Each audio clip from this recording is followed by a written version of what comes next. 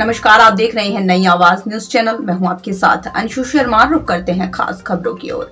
जोशीमठ और कर्णप्रयाग के हालात सामने आने के बाद अब पिंडर घाटी के केवर तल्ला के ग्रामीणों को भी भूधसाव से उनके घरों में वर्षों से पड़ रही दरारें, तिरछे होते भवनों के कारण उन्हें भी चिंता भय सताने लगा है।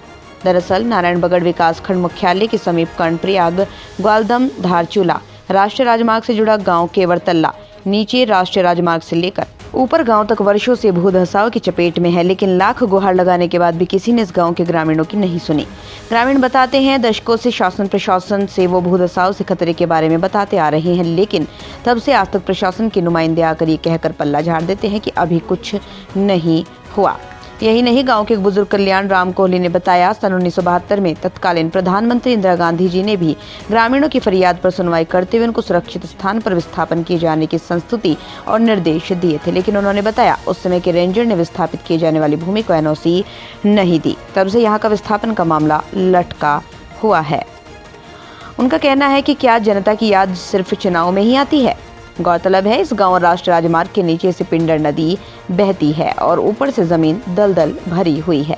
इस गांव को नीचे से पिंडर नदी केवर गधेरा नाम का नाला हर बरसात में काट तो रहा ही है, ऊपर से जमीन पूरी दलदल भरी है। इससे न केवल केवर तल्ला बल्कि आने वाले समय में केवर मल्ला भगवती गाँव के लिए भी आने वाले समय में खतरा बनने के पूरे आसार हैं। सन 2013 की महाप्रलय वाली आपदा के बाद तो हालात और गंभीर हो गए, लेकिन वास्तव में शासन प्रशासन के लिए कोई फर्क नहीं। मुख्य बस स्टॉप पर आज भी बहुत सारी दुकानें भूधसाव के कारण भारी दरारों के साथ आगे को आड़े तिरछे झुके देखी जा सकती है। सन 2013 के प्रलय के बाद नारायणबगड़ बाजार पिंडर नदी के दोनों छोरों पर बाढ़ सुरक्षा तट का निर्माण तो किया गया, लेकिन असली भूधसाव वाले क्षेत्र को न जाने क्यों छोड़ दिया। जिस तरह हमने केवर तल्ला गांव में ग्राउंड जीरो पर जाकर देखा तो साफ अंदाजा लगाया जा सकता है कि इस गांव के साथ कभी भी बड़ी अनहोनी घट सकती है। बड़ी जानमाल का नुकसान की संभावना से थोड़ा सा भी इनकार नहीं किया जा सकता।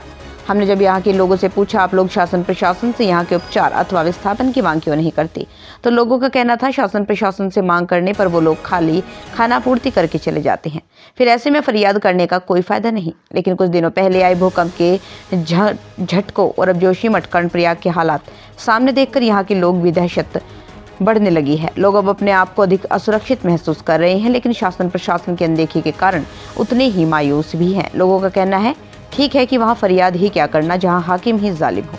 ये 77 से है और उस वक्त हमने कार्रवाई करी और शासन को अर्जी वगैरह दी और सारा गांव में यहाँ वो भी आए, भूमि संरक्षण वाले क्या है धसाव वाले जो आए, उन्होंने जगह कच्ची बताई, तब हमने कार्रवाई करी। इंदिरा गांधी के पत्र हमारे पास है सन 72 से, और सिर्फ एक रेंजर के ना कहने पर ये नामंजूर हुआ।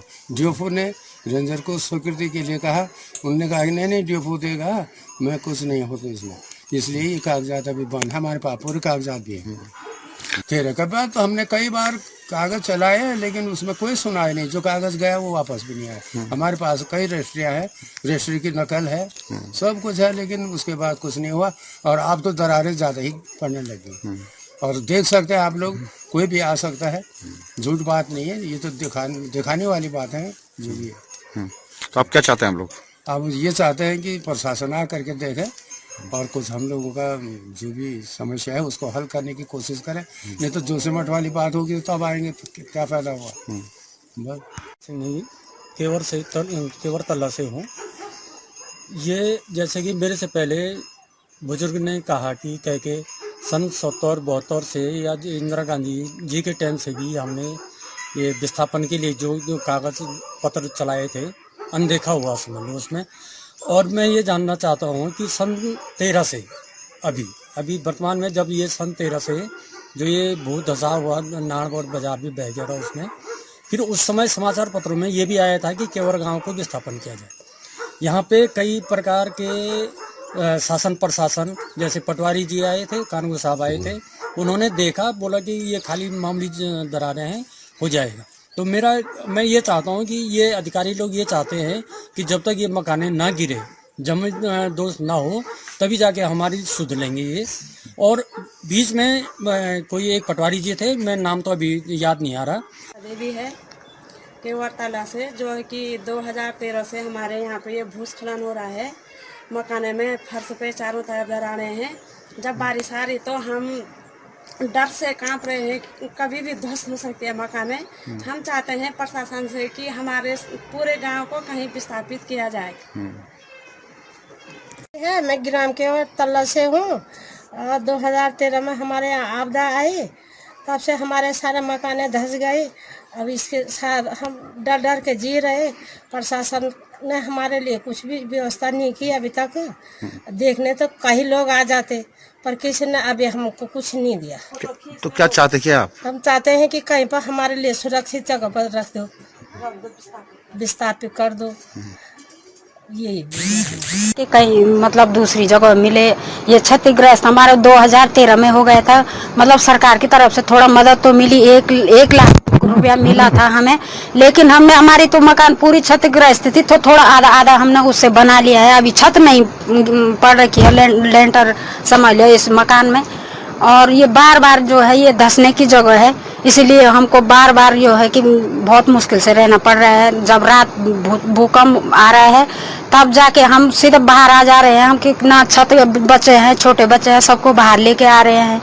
बार बार ये स्लाइड हो रहा है, नीचे से भी सारा कच्चा है और तब इसीलिए तो परेशानी में हम बहुत ज़्यादा। हम ऐसा चाहते हैं कि जब आप जो 2-4 सब हम स्पेशल अपने आप लिए नहीं बोल रहे हैं, जो हम 12-14 परिवार का पहले भी हमारे नाम दे रखा था, कुछ नहीं हो देखने के लिए तो बहुत सारे लोग आ रहे हैं यहाँ, लेकिन कोई कुछ नहीं कर रहा है। हमारे आवाज़ से आपको ये गुजारिश होगी कि हमें कहीं दूसरी जगह अच्छा ढंग का जगह मिले, थोड़ा हमको मदद मिले, तब जाके हम थोड़ा अच्छे ढंग से रह पाए।